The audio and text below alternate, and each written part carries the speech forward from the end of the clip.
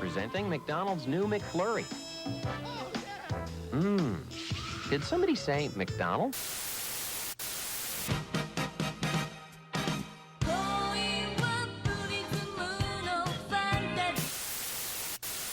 How do you decide between crunchy and soft tacos?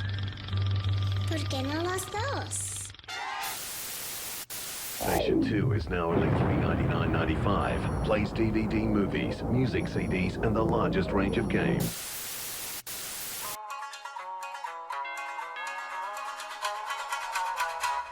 We would like to play.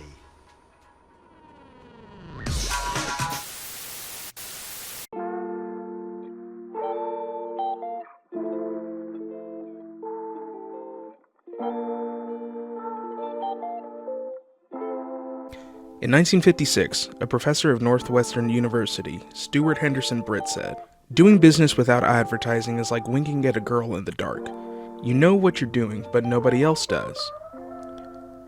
Video games are many things, but one of those things for sure is entertainment, and it excels in that medium.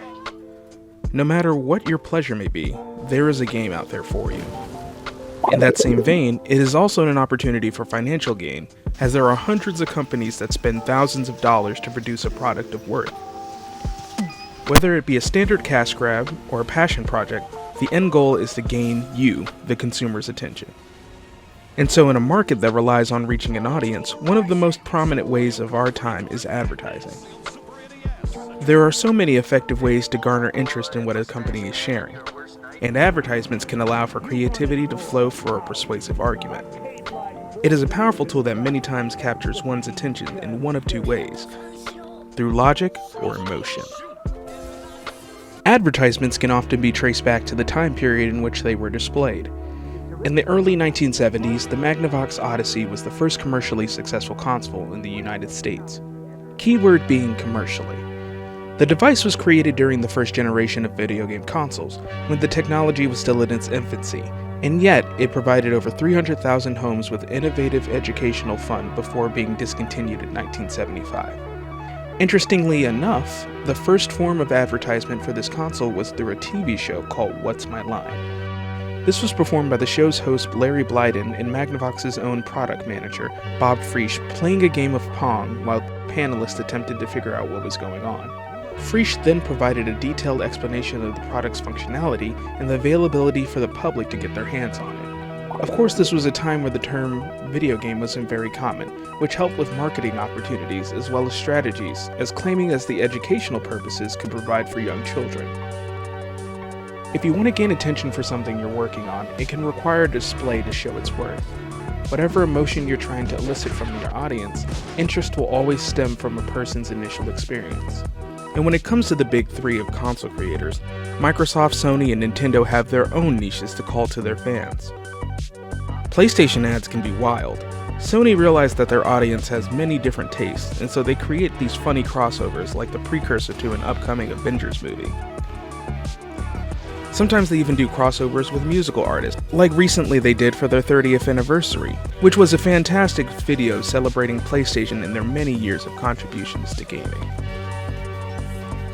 Microsoft is no slouch either when it comes to shock value. I'll admit I was not familiar with their older years of commercials. As the Xbox was the only console I never really owned for myself, I never quite found myself looking up information for it before this video. So much so that even up to this recording, I never even realized one of my favorite ads of all time was designated to get people interested in the Xbox 360. Nintendo in the late 90s and early 2000s was a different breed when it came to advertising. In more recent years, companies have begun to take a new business model that gives off a corporate professional vibe when it comes to selling products. I did mention that logic does take place when trying to gain attention from the masses. But I believe that creativity should not be sacrificed for the attainment of wealth. Maybe there will come a time when companies will return to this type of media. Maybe there will come a time where fun will be the priority once more. Then again, maybe not.